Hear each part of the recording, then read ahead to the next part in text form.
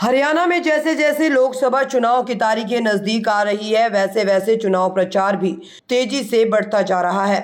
और इसी कड़ी में पूर्व गृह मंत्री अनिल विज भी लगातार अंबाला से प्रत्याशी बंतो कटारिया के लिए जनता से डोर टू डोर जाकर वोट देने की अपील कर रहे हैं। बता दें कि अनिल विज ने मीडिया कर्मियों के सवालों का जवाब देते हुए कहा कि चुनाव में नेताओं का आना जाना जैसी घटनाएं होती रहती है, लेकिन इसका चुनाव में कोई असर नहीं होता है क्योंकि लोगों ने अपना मन बनाया हुआ है और वे भाजपा को वोट देंगे। दरअसल अनिल विज ने कहा कि लोगों ने अपना मन बनाया हुआ है कि इस बार 400 पार, इसलिए लोगों का मन बदलना बहुत ही मुश्किल है और लोगों का मन भाजपा को जिताने का है। देखिए, चुनाव में ऐसी घटनाएं अक्सर होती रहती हैं, परंतु इसका कभी हमने चुनाव पर असर पड़ता हुआ नहीं देखा, क्योंकि लोगों ने अपना मन चुनाव शुरू होने से पहले ही बनाया हुआ था और लोगों ने अपना मन बनाया है कि इस बार 400 पार भारतीय जनता पार्टी। तो लोगों का मन चेंज करना बहुत मुश्किल है, लोगों ने मन बना रखा। नहीं, सैनियों में नेत्री बहुत बड़ी मानी जाती थी, 2 बार सांसद रह चुकी, उनका भी कोई वजूद नहीं दिखता आपको वहाँ पे कि उनके जाने से नुकसान होगा आपको कुछ क्षेत्र?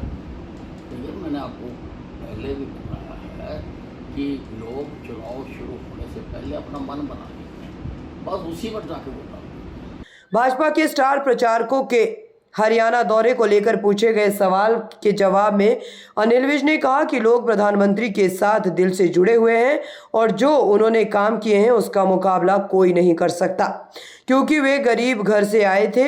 मोदी जी ने गरीबों के उत्थान के लिए वास्तविकता में काम किया है जो आज तक किसी ने नहीं किया। इसके अलावा प्रधानमंत्री ने भविष्य का रोड मैप तैयार किया हुआ है ताकि भारत एक विकसित राष्ट्र बन सके और इसी कड़ी में भारत का हर हिंदुस्तानी उनके साथ कदम से कदम मिलाना चाहता है और उनके खड़े किए हुए प्रत्याशियों को वोट देकर कामयाब बनाना चाहता है। माहौल उनके सारे लोग रोज उनके जहाँ जहाँ कार्यक्रम हो रहे हैं लोग दिल से उनके साथ जुड़े हुए हैं और मैं आपको बता रहा हूँ कि जो उन्होंने काम किए उसका मुकाबला कोई नहीं कर सकता, क्योंकि गरीब घर से आए थे। उन्होंने गरीबों के उत्थान के लिए वास्तविकता में काम किया है जो कभी किसी ने नहीं आज तक करा, और आगे का भी उनकी दृष्टिकोण है कि हिंदुस्तान को हमने विकसित राष्ट्र बनाना है। तो हर आदमी, हर हिंदुस्तानी उनके कदम से कदम मिलाना चाहता है, उनका साथ देना चाहता है, उनको वोट देके उनके जो खड़े किए हुए प्रत्याशी हैं उनको कामयाब करना चाहता है। कांग्रेस के चुनावी स्लोगन हाथ बदलेगा हालात के संबंध में पूछे गए सवाल के जवाब में उन्होंने कहा, कांग्रेस पार्टी ने घोषणा पत्र जारी किया और लोगों के सामने रखा और चर्चा भी हुई। उन्होंने सवाल खड़ा करते हुए कहा कि क्या कांग्रेस अपने बल पर इतनी सीटों को जितवा सकती है, क्योंकि पिछले कुछ चुनाव में इनकी 50 से नीचे सीटें रही है और जिनकी 50 से नीचे सीटें रही है वो कानून नहीं बनवा सकते। इनके 28 दलों ने अभी तक अपना कोई कॉमन मिनिमम प्रोग्राम भी घोषित नहीं किया है और कांग्रेस के घोषणा पत्र में किसी ने हस्ताक्षर नहीं किया और ना ही सहमति प्रकट की। कांग्रेस के लोग तो लोगों को गुमराह करने के लिए बातें करते हैं, परंतु लोग इनको समझते हैं। आप ये देखिए कि कांग्रेस पार्टी ने घोषणा पत्र जारी किया और लोगों को सामने रखा भी, उसके लिए चर्चा भी हुई, परंतु क्या कांग्रेस इतने एमपी अपने बल पर जितवा सकती है? पिछले 2 चुनाव का अगर हम देखें तो 50 से नीचे है इनका, और जिसके 50 से नीचे है वो कोई लोकसभा में कानून नहीं बनवा सकते, और अभी तक 28 दलों ने कोई अपना कॉमन मिनिमम प्रोग्राम भी घोषित नहीं करा, और कांग्रेस के भी घोषणा पत्र पर उन्होंने सहमति प्रकट नहीं की है, किसी दल ने साइन नहीं की है उसके ऊपर। तो ये तो केवल लोगों को गुमराह करने के लिए बातें उठाते हैं रोज, लेकिन लोग इनके लिए समझते हैं। वहीं अधीर रंजन द्वारा अंबानी अडानी कुछ देने के बारे में दिए गए बयान के संबंध में पूछे गए सवाल का जवाब देते हुए उन्होंने कहा कि अंबानी और अडानी क्या कांग्रेस के राज में नहीं थे और इस प्रकार की बातें लोगों को गुमराह करने के लिए की जाती है। उन्होंने प्रश्न खड़ा करते हुए कहा कि अंबानी और अडानी क्या कांग्रेस के राज में और इंदिरा गांधी के राज में नहीं थे? फिर तो ये बात तब भी लागू होनी चाहिए। देखिए, ये इस प्रकार की बातें सिर्फ लोगों को गुमराह करने के लिए की जाती हैं। और अडानी अंबानी क्या कांग्रेस के राज में नहीं थे? कांग्रेस के राज में भी थे। क्या इंदिरा गांधी के समय नहीं थे? इंदिरा गांधी के समय भी थे।